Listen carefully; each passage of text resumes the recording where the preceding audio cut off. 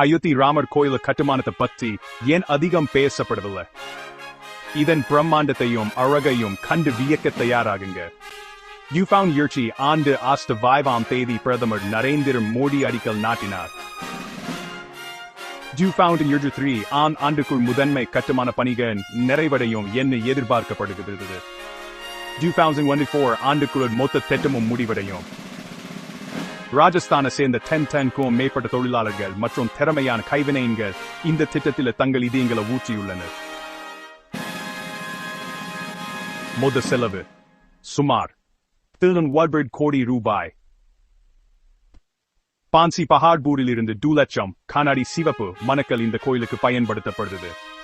3 மாடி கருவறை, அருங்காட்சியகங்கள், விருந்தினர் மாளிகை போன்ற நவீன வசதிகளை கொண்ட இந்த கோயில் ஒரு கலாச்சார விளக்கமாயிருக்கும்.